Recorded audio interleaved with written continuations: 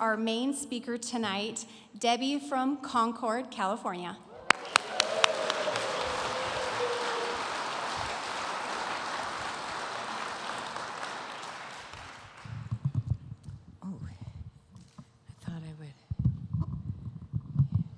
Lower that just a little bit so I can see you better.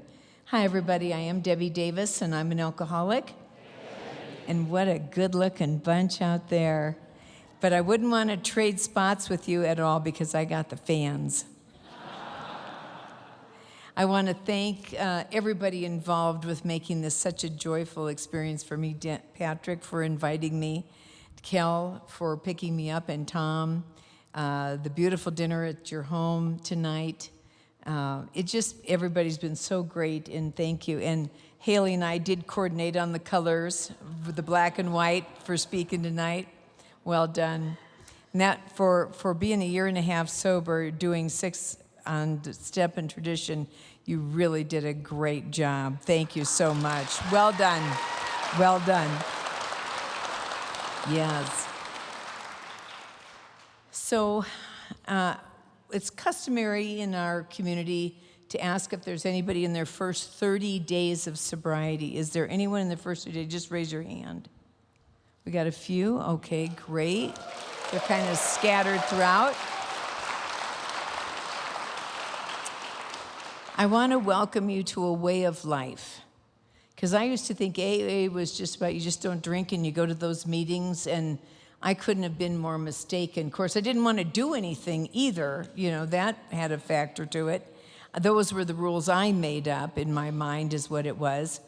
But I was, the way of life I've gotten to live on the inside, many fun things on the outside, but the peace that I get to live with on the inside, even when some of the days have been painful and dark and hard and confusing, I've lived with a peace on the inside that when I go to bed at night, I have no idea why I'm getting all this emotional, but when I go to bed at night and say my prayers, I thank God for this day, even though it seemed dark, because it was another sober day. And that's why opening and closing every day with prayer, it's like I turn the light on and I turn the light off, and then tomorrow is a brand new day. Very important for me to close out my day with prayer. And my sobriety date is February 8, 1976, so I got sober way back in the 1900s. It feels like that sometimes. So I've been with you for 50 years. And sometimes, it really feels like you're lying when you say that because, how can you be 50 years sober when you're 39 years old, you know? I'll tell you how I work that math. You go to get to a certain number, then you turn around and you start working your way back. That's how I do it. But it really is true. I've been here 50 years. I'm not the longest person sober in this room. I know Bernie's here. He's got many more years than I do. And it's, but I also know that I love being in a room where there's someone longer than me, because often I am the longest one. And the longer you're here, you get closer to that front line. Those long timers, sometimes they retire. I have no plans of retirement. Sometimes they drink. Sometimes they move away. Sometimes they become disabled and can't go to meetings anymore. But as long as I am breathing, I feel this is still my watch to carry the message, to be in service. Oh, goodness. It's not common that I get all emotional, so there must be something in the water up here in Denver or something. But I didn't ever plan, obviously, like many of us, plan to get sober young. But I'll tell you what that story led up to. So I took my first drink when I was 12 years old. There is no identified alcoholism in my family. We've shook that tree. The closest we got was a suspect uncle, okay? But no confirmation, never went to AA, never had his life burned to the ground. But that was the closest that we got. And my husband doesn't have any that we can find either in his family. So If it's hereditary, I think possibly, but I never got that gene anywhere. But I have the ism. I have the ism.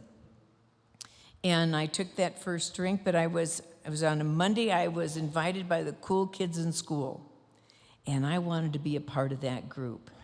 And by the time we got to Friday morning, I had two thoughts on my mind. I woke up with the typical thought, which was be a good daughter, obey the rules, do the right thing, stay out of trouble. That's just my natural DNA. I want to do the right thing. I'm pretty much a rule follower. I'd say 90% of the time I do. There's that 10% that the devil gets in you, you know what I mean? Speeding, things like that. But that does that anyway. And so, the second thought was, I'm going to get drunk tonight. And I have no idea that those two things are going to directly come in conflict with each other. And when I had that thought, I don't know where that came from. I knew I wanted to be a part of those kids. I don't even know how you get drunk. I think you have to drink a whole bunch. I have no idea what's going to happen to me, but I don't care. I just want to be accepted by those kids. So that's what I went into that party on Friday night. I had already one of the two symptoms, the mental obsession. And now I'm about to activate the other symptom, the phenomenon of craving, or that allergy that we talk about. And so they told me, and I learned about you in treatment, and they told me I had an allergy. I don't know what an allergy is. I don't have any. So if I don't know what it is, I just dismiss it, and pretend it doesn't exist. And that would go on for a long time for me. And so I activated that allergy I didn't know about, but the phenomenon of craving kicked in. I don't know what the first thing I drank was. It was in a brown paper bag, that's what I remember. And it was going around this circle of kids, and it got to me, and I'd kind of watch peripherally what they were doing so I could pretend like I do this all the time. You know how you are when you want to show off. And so I take a couple of big glugs off that thing, hand it to the next guy, and I started going inside out on the inside. I mean, I'd never tasted anything so terrible. I think, I didn't care if it was kerosene, and I think it might have been. It just ripped out my throat. But there was this quiet little voice that came up from behind and said, "Don't worry, you can always get another throat," okay? So I'm like, okay, I'm good for that. I'll believe that lie. And so that first drink went down, and it didn't, parade didn't happen or anything, but there was this warm glow 2 inches behind my belly button. And I thought, you know what, oatmeal has never done this for me. And I don't know what's in that bottle, but I want some more of it. So it came back around that second time, and I took a few extra glugs because I want some more of that warm feeling. I pass it on. My throat's a little seasoned now, so it's not as harmful or I know what to expect. And when it went, if we talk about this invisible line we cross from social drinking to alcoholic drinking. I didn't know it, but I just pole vaulted over that thing. And by that time that second drink went down, I saw the shift within me, because drink number 1 was, please accept me. Drink number 2, aren't you glad I'm here? I had a very profound change in personality. And I loved this new life and attitude. And when something does that to you, you're going to follow it. And so I did. And that night would set my drinking patterns. That's why it was really hard for me to see that I was an alcoholic. And I would drink as much as I could, as fast as I could, whatever I could, with whomever. I would black out. I'd pass out, and in my first case of the dry heaves, this is all in about a 3-hour period of time. And I couldn't wait to do it again. Now, I don't know what much happened during the blackout and passing out, but somebody said I had fun. Well, that's all I need, right? Just a verification of that. And I couldn't wait to do it again. And I'm not a social drinker. I like drinking alone because I don't like sharing. I never have. I've never been good at sharing on that. So the very next day, Saturday, I don't know how I got the booze at 12 years old, but somehow I got some alcohol, and I'm drinking alone in the garage. not exactly social drinking, but I don't want to share. And I got caught. And I'm a terrible liar. I mean, I'm like liar, liar, pants on fire. You can see that on scrolling across my forehead anytime I'm lying. I'm bright red because I know I'm lying, and you know I'm lying. And I just thought to myself, it's not about not drinking. It's about I'm going to have to learn how to be a better liar and find a better place so I can drink. And so that was the first night of drinking, first weekend of drinking. I never thought, you are only 12 years old.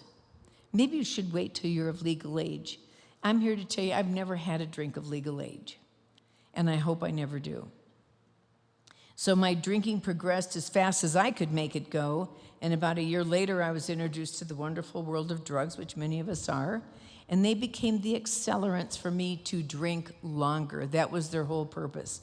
I do not consider myself a drug addict by any means, but these little accelerants really helped keep the drinking, because I was a blackout drinker. It delayed the blackout. I don't want to, and I was always interested in the up things, not the things that made you fall asleep, because I want to be in the middle of everything. I don't want to miss anything. And that's how my drinking and extra things progressed. And I was 16 when I was senior in high school, I guess, and I was drinking every day. I'd always go to school with a little something in the morning. It might be smokable, tablet, drinkable, edible form, but it was always a little bump in the morning. And I never asked my girlfriends, hey, do you drink a beer on the way to school? I don't know if I didn't want to know or what, but I just thought that it just rolled right into normal is what my life looked like.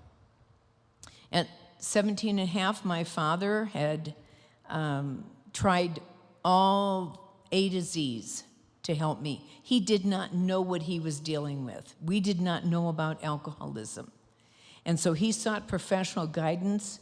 They knew what he was dealing with, and they said, you better commit her to treatment while you still have the legal custody to do so. So on a Friday night, I came home. I'd been gone for 2 weeks, apparently. And then they ask you those questions. Where have you been? I don't know is not a sufficient answer. They want something a little bit more technicolor, a little bit more clarifying, like, where have you been? And I couldn't answer that question. I'm looking for money because I got a party to go to. And they got me over to their house and informed me that I could either go to treatment tonight or Monday. Well, that was a no-brainer. I'll go Monday. And the way I answered it so enthusiastically on Monday, that he said, no, we're not going to find her on Monday. You go tonight. So I go to this treatment place, a little place in little Grand Forks, North Dakota, where I was living at the time. And I'm there, and I was their first adolescent. And I wasn't a very good experiment for them, I'm sorry to say, but I was in this treatment program for 7 weeks. And I knew I'd gotten here way too early. I mean, I don't belong here. They've made a grave mistake. I think you should at least be of legal age to buy alcohol before you start calling people alcoholics. I thought you should have a baseline of something like that, but nobody paid attention to me on that good point. And I would be taken to outside meetings of Alcoholics Anonymous, of course, and because I'm not an alcoholic, I don't need to sit up front and listen. So I'd find the farthest back part of the room I could. Today, I would have been on my cell phone the entire time, completely unpresent, if that's a word. So if you go to meetings and you pull out and get on your cell phone, just know that you have left the room when you do that. And you've taken a few people that are nearby as well. And so I hope that when you come to a meeting of AA that you're all in, that you're here. Because I've had so many meetings where somebody said a one-liner, and I'm not saying I'm going to say that for you tonight, but I had a one-liner that if I'd have been on my phone and missed that, my direction would have been very different. That's how impactful they had been for me. So anyway, I sat in the back of the room distracting myself in other ways that looking out the window all the time. But I would listen to your adventures, and I would compare mine to yours, and we really had nothing in common in our adventures. And I can easily sum up my drinking story by describing the differences, because I would, I thought it'd been cool to be like a bank robber or a train robber or prison breakouts or wanted by Interpol. But I'm not going to out-drunk, out-gun, out-run, out-crime, out-drunk anybody. And maybe that's why it's important that we have all kinds of stories that we hear. Because there's people dying in the back room of their parents' home who've never had a parking ticket. And they're dying from alcoholism in the back room. And so we never know. I was never one time judged for being here too early. You're too young to be here. You're whatever. They never said to me, I spilled more than you drank. No one ever said that to me. And I hope I never say those kind of condescending things to anyone else. Because if you're here, this could be your last shot. We don't know. A power greater than ourselves knows, but I don't know if it's my last shot. But I have to believe that. Having this sobriety date's the last one I'm going to get. Oh, there's another drunk in me, absolutely. But I cannot be so arrogant to think, well, I'll just come back to AA. I may not make that back. Who's to say that? I can't predict that. But I'm here now, and I'm here to stay. And so I would listen to your adventures and knew I was here, I believed, way too young. I'd hear you say, I drank for 40 years. I thought, see, I'm here way too soon. I got 35 more to go. I drank 7/5 of whiskey a day. And I thought, I'm a whiskey drinker. That's a goal, right? I lost my family because of drinking. I'm like, y'all think that's sad. I'm like, hooray, I want to lose my family. God, they're always yakking about my drinking. This is a good deal for me. You talked about how many drunk driving charges you had. I mean, I've heard 5, 10, 15. Good God, you might want to think about not driving anymore. You're not very good at it. And so I would just kind of arrogantly think, well, I never had any drunk driving charges. But because I had a get out of trouble card, I worked for the city judge. This helps because I know the police and they know me when they stop me for underage drunk driving, and they take away my booze, probably have it later that night, send me home. And sometimes I would go home, but most of the time I would have to finish out the drunk, because if you've been stopped before you were ready to stop and you were on your way, still can't find the word to describe how horrible that is. It is the unfulfillment of that drunk for an alcoholic is just indescribable. It's just painful. And you talked about totaling out cars. I thought, well, I have never totaled out a car officially. I had a little drunk car that arrived to AA, the kind you buy them rectangular. And then when you drink and drive, they get rounded out with the drunk bumps and, things are missing. And back in the day, they didn't have backup cameras. So when I would back up, as soon as I ran into something, I knew it was time to stop, and I would go forward. And there were no note leaving, oh, I'm sorry I did this. No, we just took off. And my car things were broken and missing, and the driver's window had been shot out of it. And my gas cap was a mitten I had stuck in there. I'm driving a Molotov cocktail around, and it gets a shrug, It's like, yeah, stuff happens. I got the money for booze, but I don't have the money for a gas cap that I lost somewhere. Priorities, right? And then you talked about losing jobs. And I thought, well, okay, See, my jobs were drinking money providers. They were not career starters. We're not starting here and we're going to be CEO in 20 years. Oh no, I just needed money to drink because I had tried to do some other entrepreneurial things. I was going to be a drug dealer. Okay, now I know you can totally see that right out of typecasting, right? And there was a problem. I was my only customer. So you will not make money that way, just as an FYI. And so I had to work at legitimate jobs, and I'd lose them, or I would get fired, or, well, that's losing them, but I would quit before I was fired. And then the last year, I got a bad habit of quitting in a blackout. But you don't know you quit, so you go to work the next day, right?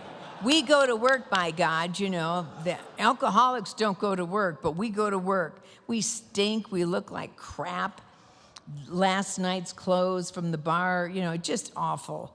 And they don't know why I'm there because I quit last night, and I don't realize that. And it's just a mess, and that was not, I didn't do that just once.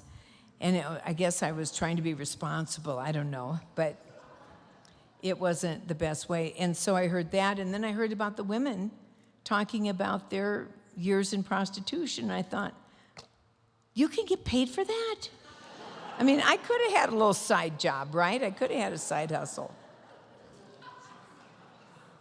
The things you learn in AA, I'll tell you. And so these are the kinds of things why your case is far worse than mine. I had to find those differences between me and you. And then I heard a woman talk about trying to scrub away the smell. That got my attention.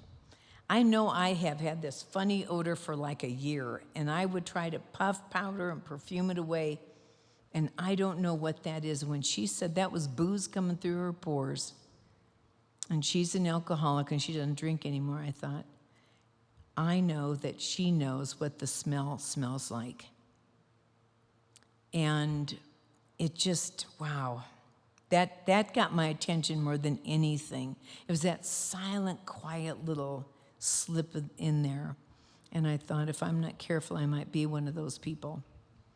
And so I was there 7 weeks. I went to an all-women's halfway house in Minneapolis.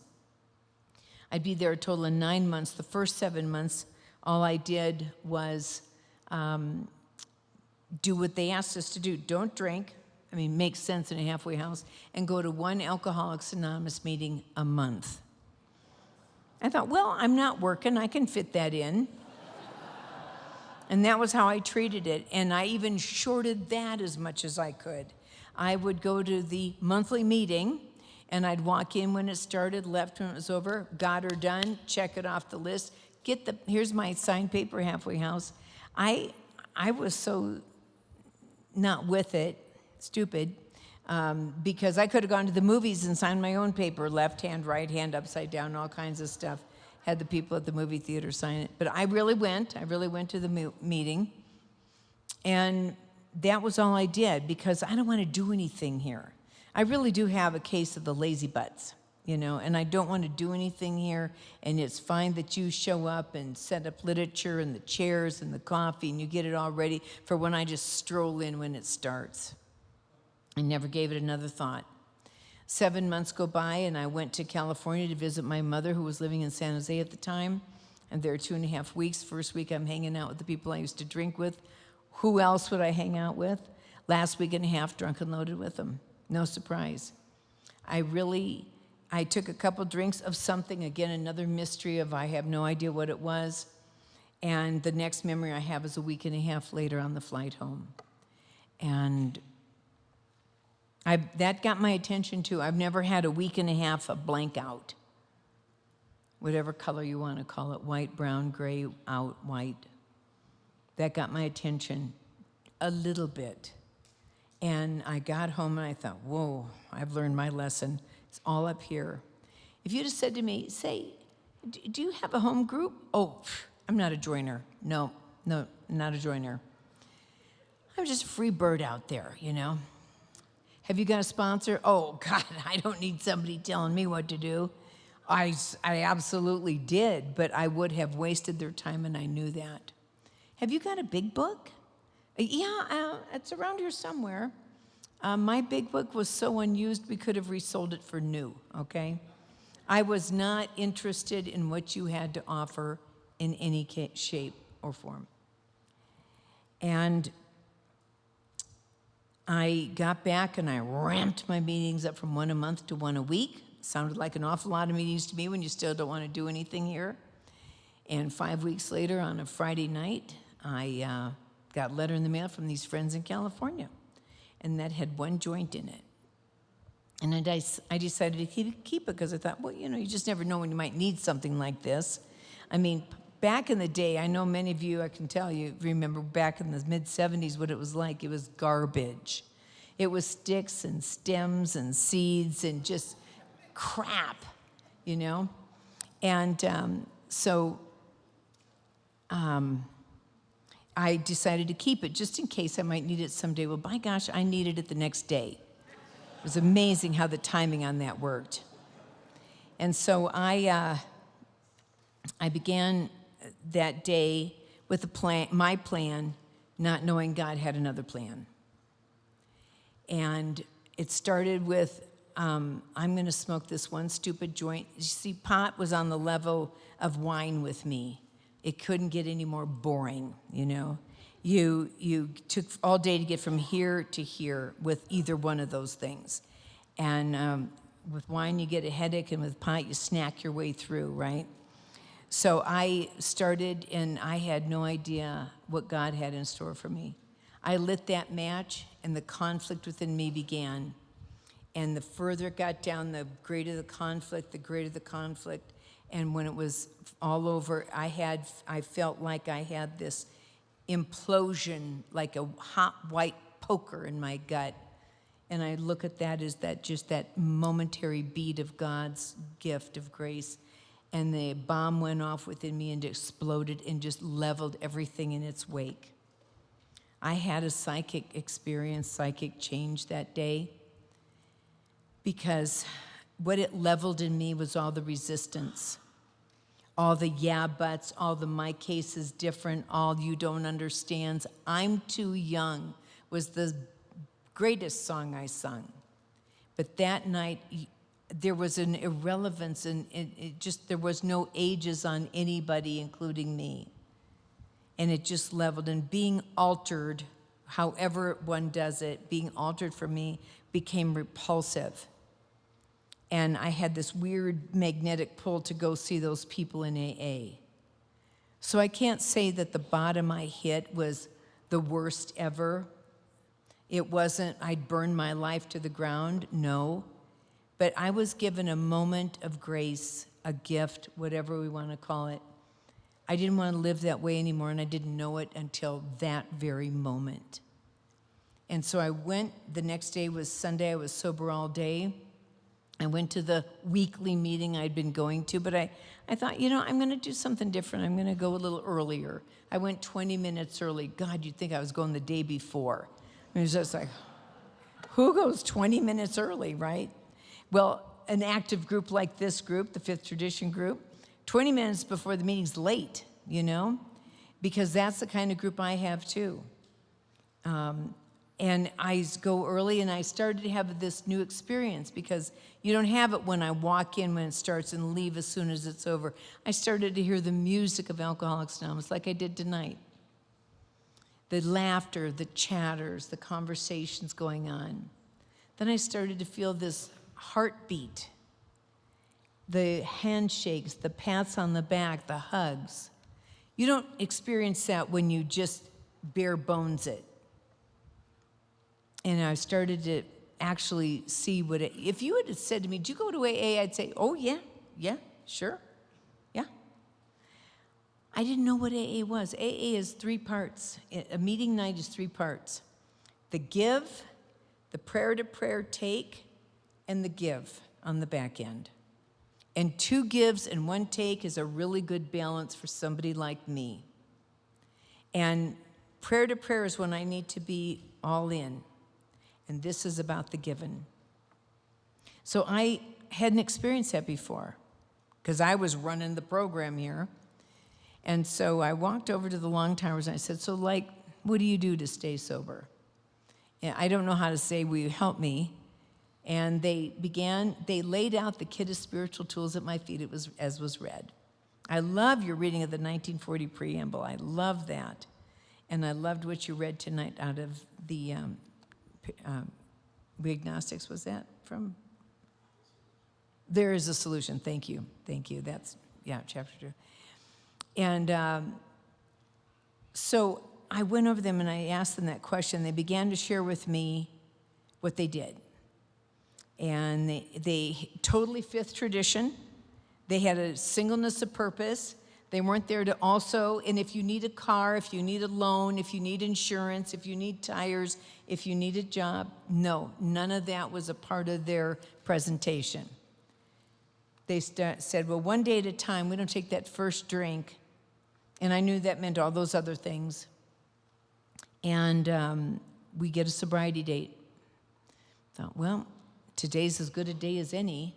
And that was February 8, 1976. And it's been, if it was a white piece of paper then, it's still a white piece of paper today. There's no smudges, there's no ink blots, there's no erasures, there's no tears. There's been nothing. I can take a cake or chip or whatever you do in your community and not have to think to myself, gee, I wonder if I should count this or that. It's a great feeling to know that complete honesty in that area of my life. I'm the only person that can be the advocate for my sobriety. I have to be watchful, mindful, read labels, ask questions, and not play dice with it. It's very important to me. Next thing they said is that we go to a lot of meetings and we get a home group. Okay, so I've lived in 4 different parts of the United States, and therefore I've had 4 different home groups. And I realized on my last move, I've also had 4 different last names. So every city had their own last name, as it turns out. Yeah. Now, it isn't because I didn't want to change home groups, but it was always a personality. And they said to me, look, you can do that, but here's 2 things you need to know. You're going to run out of groups because there'll be another personality in that one, and then the next one, and the next one. You're going to run out of groups. And number 2, guess who the common denominator is? Right, self. So why don't you just pray for them? And you know, that's always a great guide. No matter what our problem, why don't you just pray for that person? I thought, well, I can do that. So I would go home and I'd pray they'd find a new home group. Whether they did or not became irrelevant. It changed my relationship, my spiritual relationship to that person. That's what was important, is that I began to look at them differently, because I never knew, does God have me useful to them someday in the future? I don't know if he does or not. So I belong to the primary purpose group. Again, it came out of our 5th tradition. And I have been a member of that group for over 25 years. I'm an invested, active, committed member to that group. Now, when we talk about membership for me begins with the letters ME. It begins with me. What am I doing? I go to the business meetings. I participate in the general service conference, agenda topics. I double the contributions to my home group. I always have a commitment, because they said if you don't have a commitment in your home group, you can't call it your home group, Deb. You're just an attender. And I attend a lot of other meetings, but I've also been a visitor to Alcoholics Anonymous. And as a visitor, as a do-drop-inner, and I've done that. I did that those first 10 months. I just kind of dropped in and just let y'all do everything. But member is better. Member is great. I love being a part of my home group. I'm very proud of my home group. We're an open speaker meeting. And we serve the community. That's what we do. And I love that group, and I hope you love your group as much. I don't ever say Primary Purpose is the best group in the world. It is in my heart to me. But I hope you feel exactly that way about your group in your heart, because that's how it should feel. And if not, get into service in that group. They said that we get a sponsor. And I've had 4 different sponsors. I had Marguerite in Minneapolis. I had Joe in Atlanta. I had Millie in Southern California. When I moved to Northern California, I kept her as a sponsor. And then when she died, we'd been together 33 years when she died. And I was 43 years sober at the time and knew I am not going to be going without a sponsor. The folks I've seen long time that don't have a sponsor, there's a little bit of dimness. The light isn't as bright. Now, that's just my observation. And I know I choose to be accountable to somebody.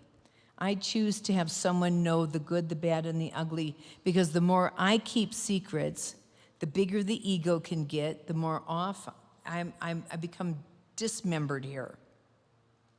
And I don't want to be dismembered. And that would be, nobody would be telling me that. That should be how I would be feeling.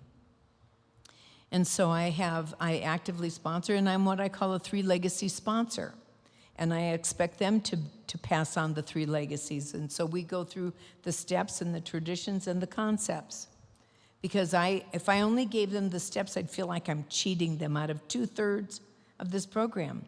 I have gotten so much out of the steps and the traditions and the concepts and felt a part of the worldwide fellowship that the gems and jewels in those other 2 legacies are powerful. They've been really amazing guidelines of my life. And so I expect them to pass that on. And if they don't want to, that's fine. That they don't need me as a sponsor, because I don't want to work with deadbeats. I just don't. You know, they can sponsor themselves on their couch, but they don't need me, because all I'll be is a reminder of what they're not doing. I want to invest in the people I work with so they invest, because I know what it's like when you're fully invested here. I know what that's like, and that's what I want to pass on. They talked to me about we take the steps. And I use that verb specifically because that's what chapter 5 uses. Here are the steps we took. You're ready to take certain steps. And back in the mid-'70s when I got sober, they basically handed you the book, because that's what they were done. They handed you the book. They said, read it here, we'll talk about it. And that's kind of what happened.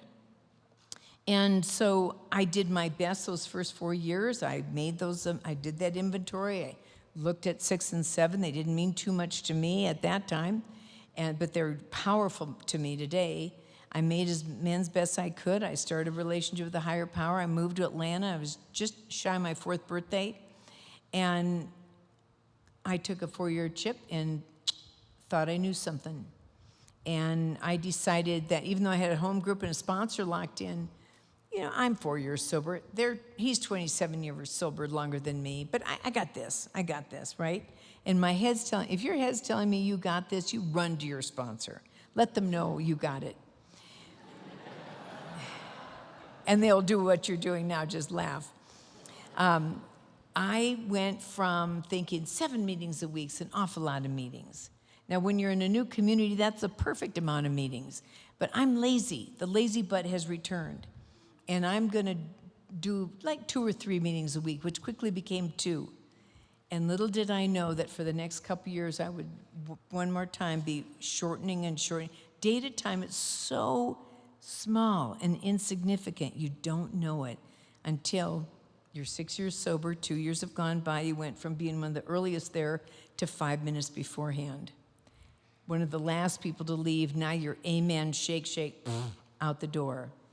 You've gotten back to that got her done phase and attitude. And I'm now 6 years sober. I am extremely untreated alcoholic, restless and irritable and discontented, and I failed to see what I had stopped doing. But I came up with a plan. I came up with a plan called People, Places, and Things Are Going to Make Me Happy. Now that's code for men, money, and mansions are going to make me happy, okay? So I'm on a mission. And I meet a little fella, and he's got all the things on the outside. I'm sure I'll fall in love with him, but he's got all the things on the outside. He'd been sober 3 years, but hadn't been to, or 13 years, hadn't been meeting in 3. Not a problem. I'm going to help him, because in the South, we help him. And so I'm going to help him get back in. We'll be Mr. and Mrs. AA, and I'd like to be spiritually mega wealthy, God. That's a small request. And I can serve you all the time then when I have no financial concerns. So I thought. So anyway, this little fella, we were in this whirlwind romance that I was the only one involved in, one of those. And I've had a number of those kind. And off he married somebody else. So I let him go. And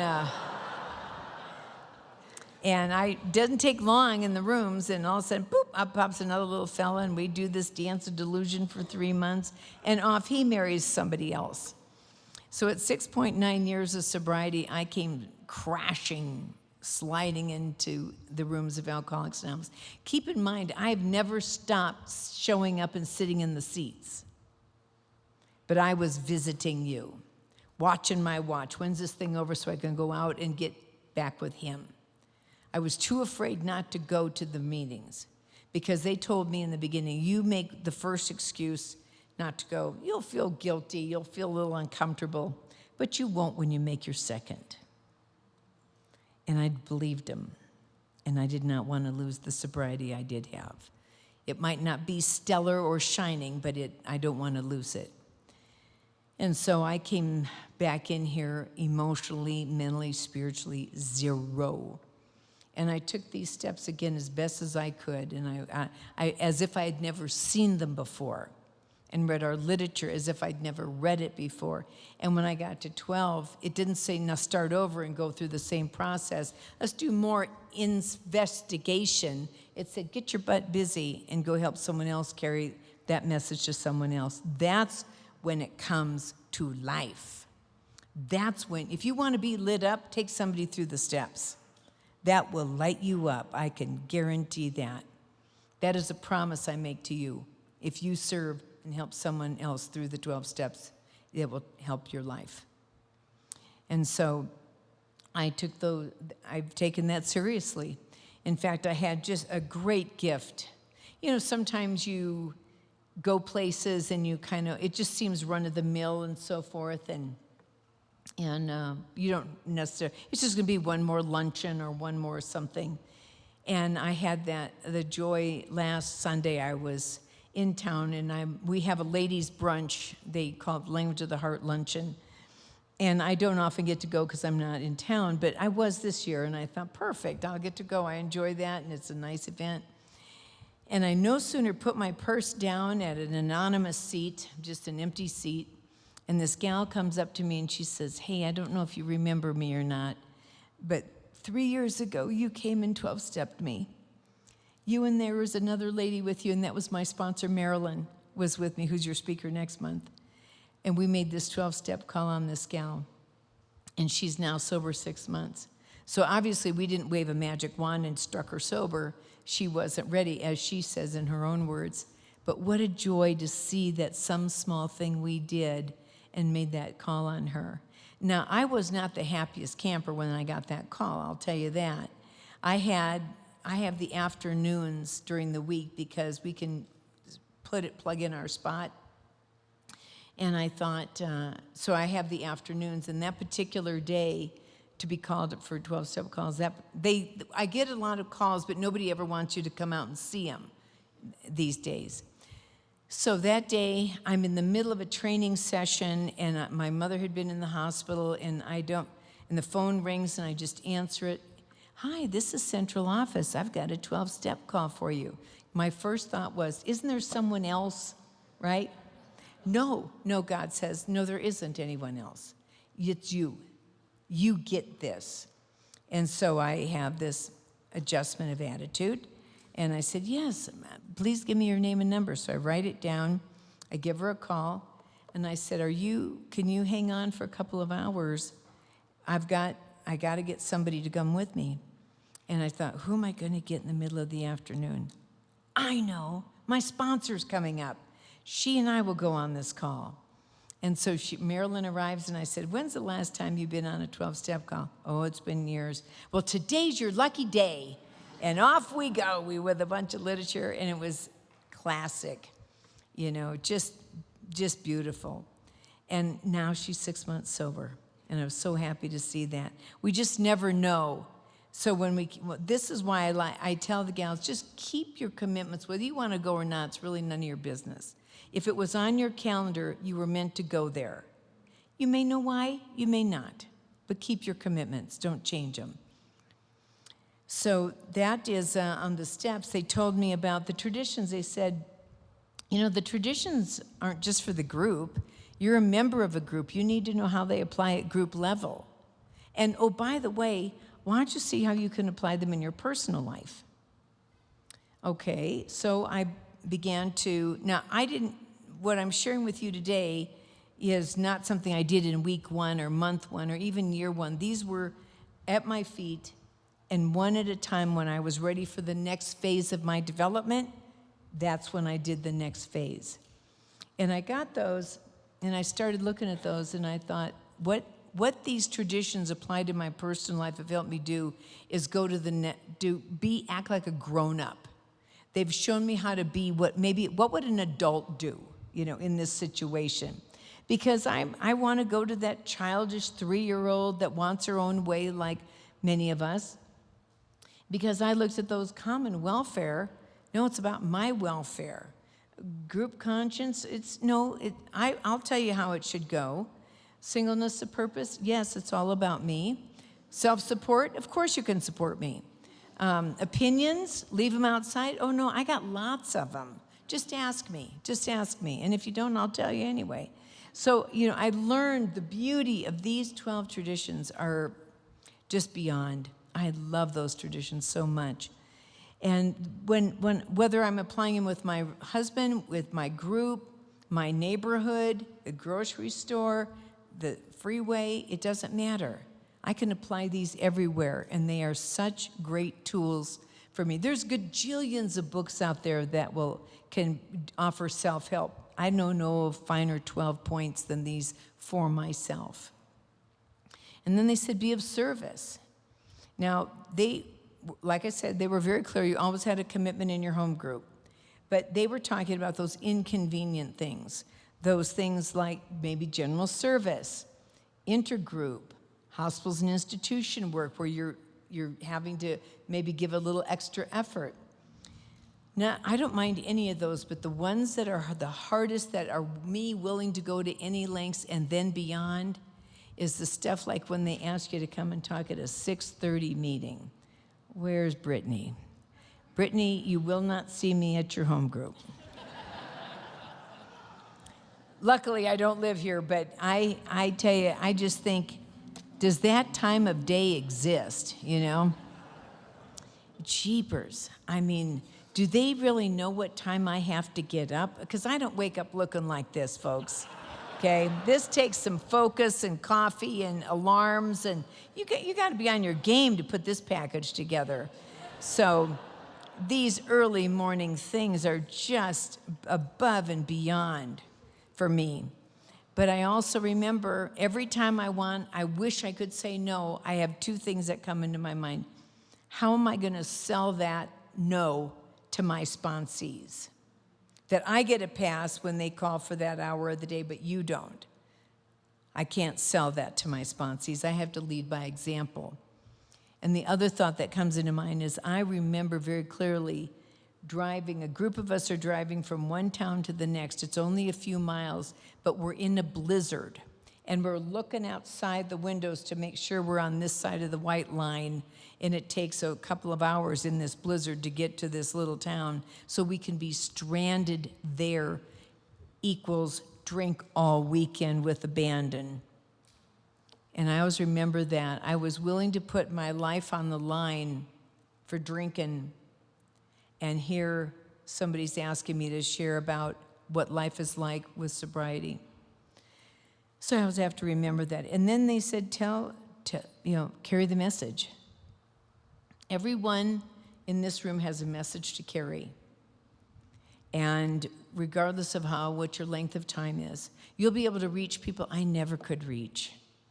Because of your story, perhaps, or your experiences, or the way you relate to them, or the kind of kindness you offer. It all goes a long way. And this is the story that we have to tell. We have our own.